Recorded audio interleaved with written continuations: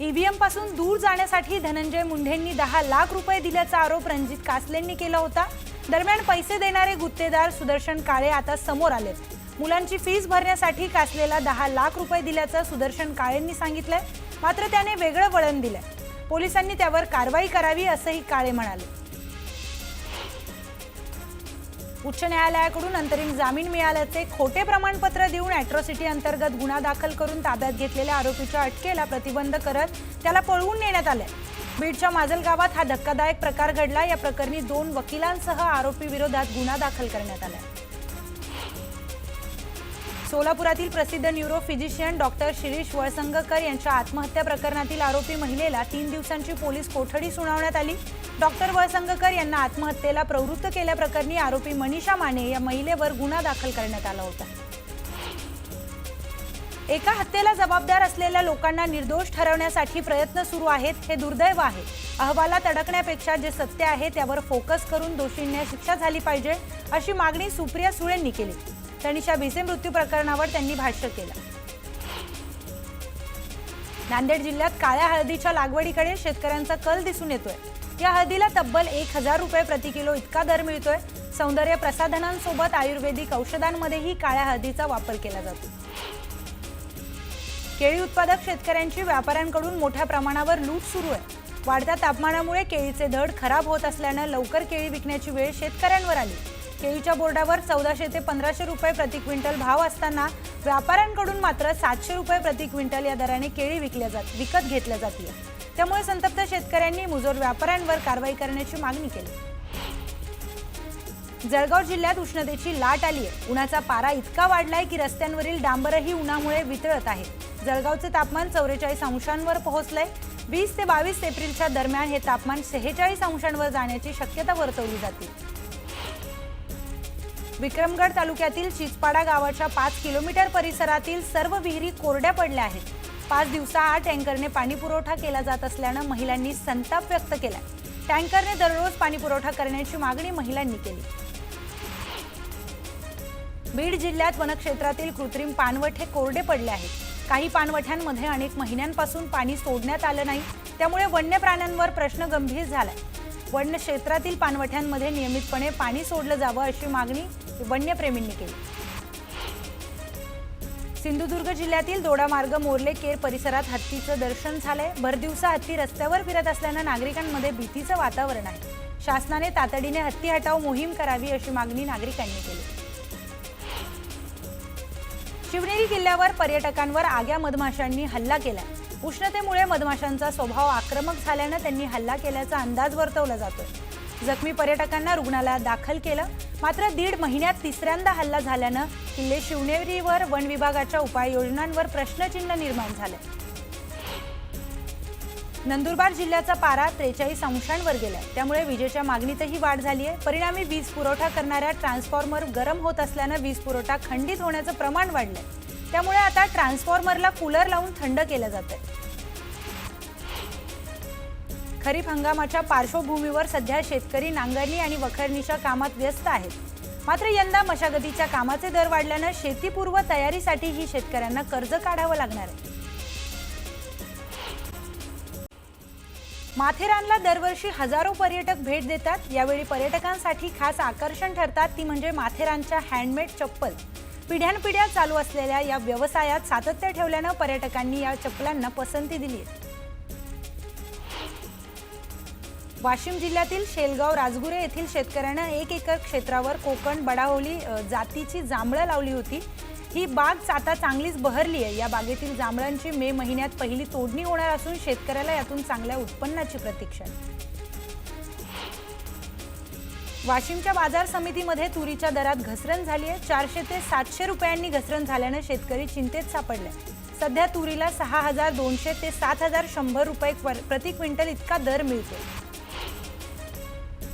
अहिल्यानगरमध्ये एका शेतकऱ्याने मुख्यमंत्री आणि उपमुख्यमंत्र्यांची पोलीस अधीक्षकांकडे तक्रार केली आहे। कर्जमाफीचं आश्वासन पूर्ण न केल्याने फसवणुकीचा गुन्हा दाखल करण्याची मागणी केली।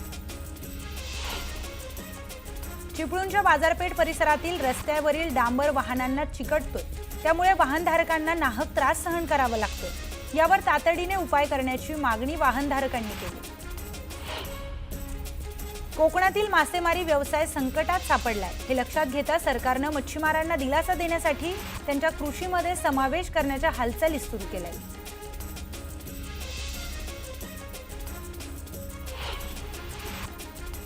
शिवपुराण कथेच्या कार्यक्रमात वादळामुळे मंडप कोसळल्याची घटना घडली आहे. भोकरदन तालुक्यातील वजरखेडा गावातील ही घटना आहे. मंडप उडून भाविकांच्या अंगावर इथे कोसळला. या घटनेत 20 ते 25 जण गंभीर जखमी झालेत. भोकरदन तालुक्यातील वजीरखेडा गावातील ही घटना आहे. शिवपुराण कथेच्या कार्यक्रमात अचानक आलेल्या वादळामुळे मंडप कोसळला आणि हा मंडप कोसळला, भाविकांच्या अंगावर कोसळला आणि या घटनेत 20 ते 25 जण जखमी झालेत. जालना जिल्ह्यातील भोकरदन तालुक्यातील वजीरखेडा गावातील ही घटना आहे.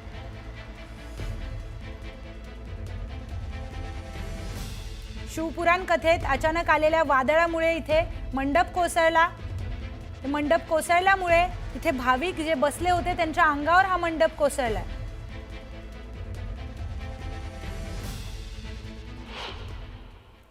सोलापुरातील अनेक भागात रात्री 12 पासून पहाटे 5 पर्यंत निम्म्या शहरातील बत्ती गुल झाल्यानं शहर अंधारमय झालं होतं.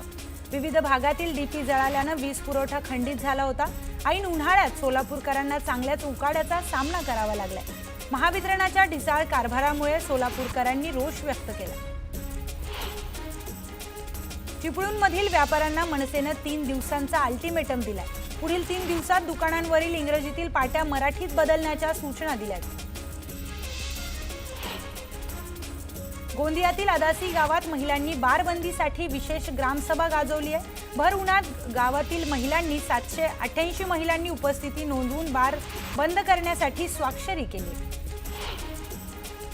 वर्ध्याच्या शिक्षण विभागात 2023 ते 24च्या संच मान्यतेनुसार जिल्ह्यातील 391 शिक्षकांची पदं रिक्त आहेत. डिसेंबर 2025 पर्यंत आणखी 116 कर्मचारी निवृत्त होत असल्यानं त्याचा परिणाम कामकाजावर पडण्याची शक्यता आहे. सांगलीच्या पलूस तालुक्यातल्या वसगडे येथे रेल्वे प्रशासनाविरोधात शेतकऱ्यांनी बेमुदत धरणे आंदोलन सुरू केले. रेल्वे प्रशासनाने पुणे मिरज लोंढा रेल्वे दुहेरीकरण मार्गासाठी वसगडे येथील 50 ते 60 शेतकऱ्यांची जमीन संपादित करण्यात आली. बेकायदेशीररित्या जमीन संपादित केल्याचा आरोप शेतकऱ्यांनी केला. येवल्यात सकल हिंदू समाजाच्या वतीनं रास्ता रोको आंदोलन करण्यात आले. गोरक्षकावर केलेल्या हल्ल्याच्या निषेधार्थ हा मोर्चा काढण्यात आला होता. हल्लेखोराला तातडीने अटक करण्याची मागणी करण्यात आली.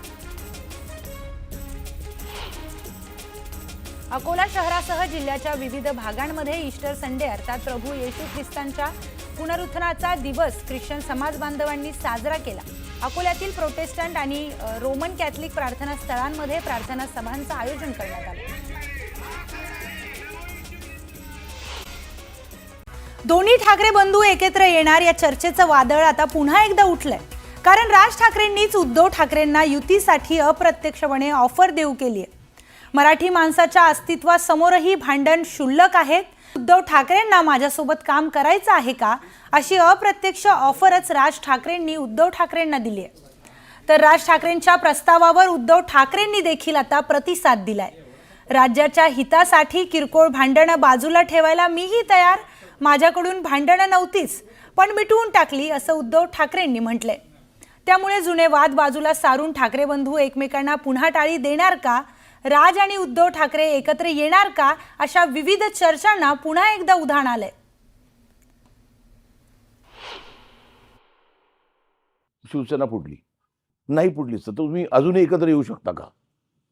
अजूनही एकत्र येऊ शकता का? हे अख्ख्या महाराष्ट्राचं काय म्हणतात स्वप्न आहे. हे बघा, प्रश्न असा आहे ना की या सगळ्या याच्यामध्ये कुठच्याही मोठ्या गोष्टीसाठी मला असं वाटतं आमच्यातले वाद, आमच्यातली भांडणं, आमच्यातल्या गोष्टी या किरकोळ आहेत.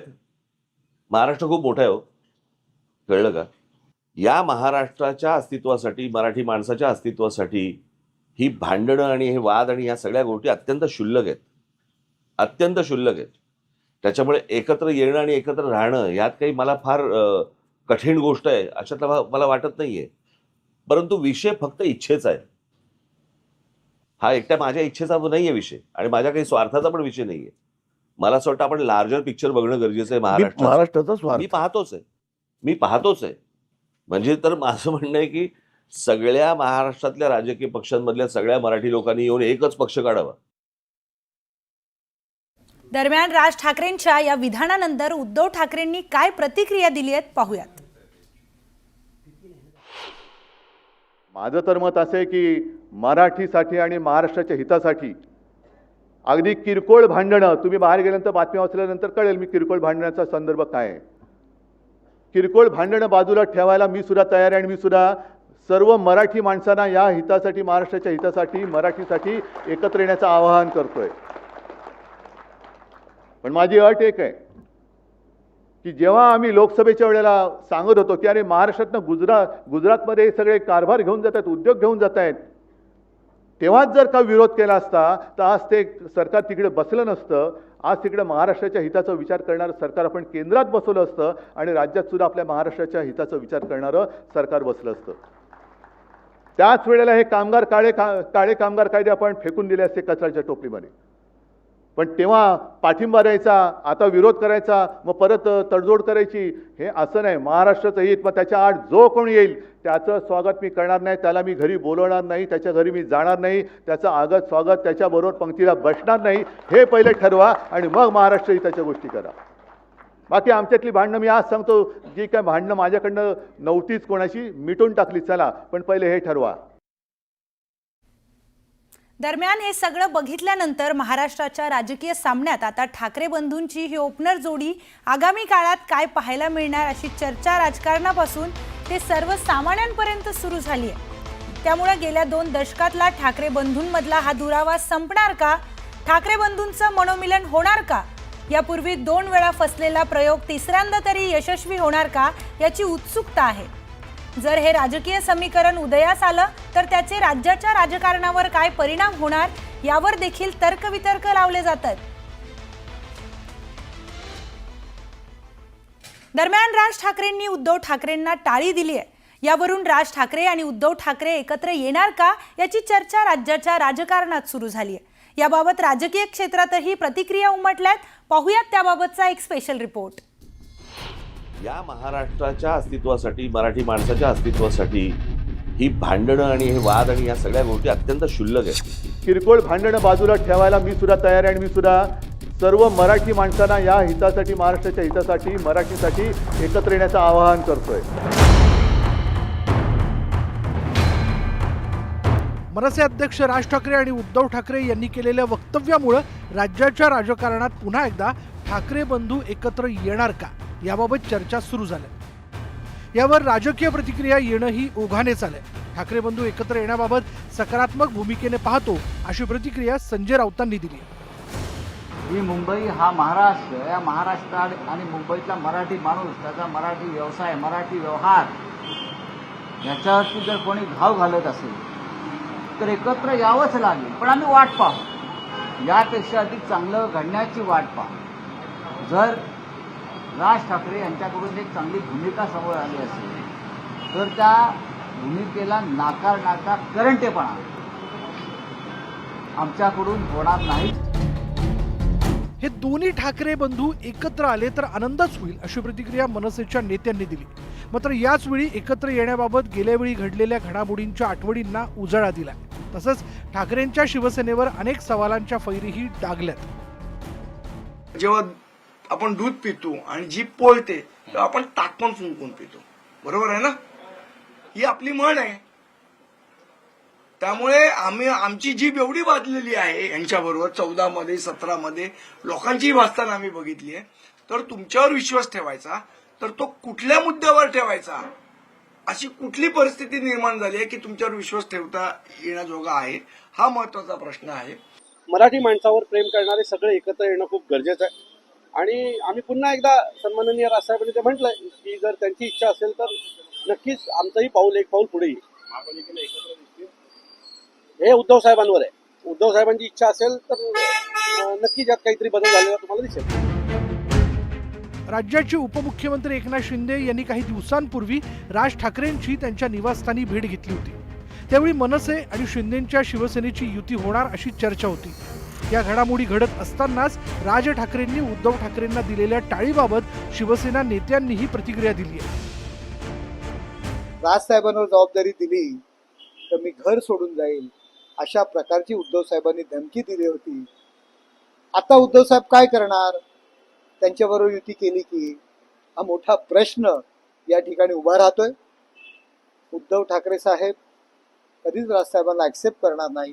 हे कधी घडेल की जेव्हा ही एकदा घडू तर द्या, एकदा बसू तर द्या. हे बसतील केव्हा याच्यासाठी सुद्धा जो काही मुहूर्त लागेल ना, मला वाटतं याची शक्यता कितपत आहे. नसता विनायकराव चालले कुणाशी तरी बोलायला, अशा निधी होणार नाही. नसता त्याचा सकाळचा आमचा भोंगा काहीतरी आता उद्या बघा त्याच्यावर आता वेगळं स्टेटमेंट तो देईल, ज्याच्यामुळे राजसाहेबाचं आणि उद्धव साहेबाचं जमणार. राज ठाकरे आणि उद्धव ठाकरे हे दोन्ही एकत्र येत असतील तर त्यावर आक्षेप घेण्यासारखं कारण नाही, अशी प्रतिक्रिया भाजप नेत्यांनी दिली. मात्र जनतेनं नाकारल्यानं हे एकत्र येत असल्याची प्रतिक्रिया भाजप नेत्यांनी दिली. त्यांच्या पक्षाची भूमिका व्यक्त करणे, मांडणे, त्यांना युती कुणाशी करायची आहे कुणाशी नाही हे सर्व अधिकार त्या पक्षाच्या प्रमुखाला असतात. त्यामुळे राजसाहेबांना जर असं वाटतं की त्यांनी उद्धव साहेबांची युती केली पाहिजे, यामध्ये भारतीय जनता पार्टीला त्या ठिकाणी त्यांच्या युतीच्या मध्ये येण्याचं काही कारण नाही. देशामध्ये लोकशाही आहे.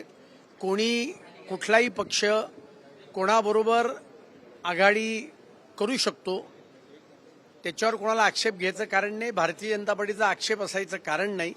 पण महाराष्ट्राच्या हिताकरता आम्ही एक यायला तयार आहोत हे म्हणणं मात्र पूर्णतः राजकीय आहे. आता जनतेने यांना नाकारल्यामुळे उद्धव ठाकरेंना हे विचार सुचतायत, एवढंच मी सांगेन. एकेकाळी शिवसेनेत असलेले आणि आता राष्ट्रवादी काँग्रेसमध्ये असलेल्या छगन भुजबळांनी यावर प्रतिक्रिया देत दोघांचं एकत्र येणं त्या दोघांवर अवलंबून आहे असं मत व्यक्त केलं.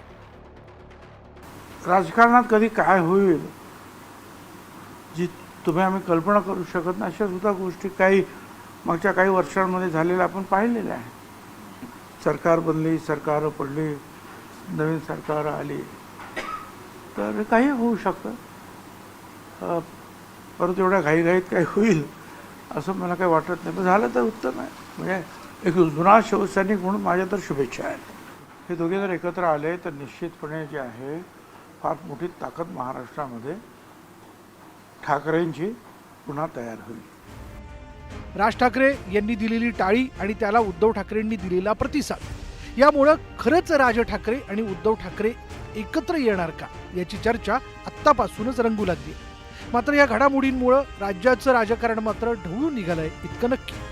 Bureau report, news 18 Lokmat.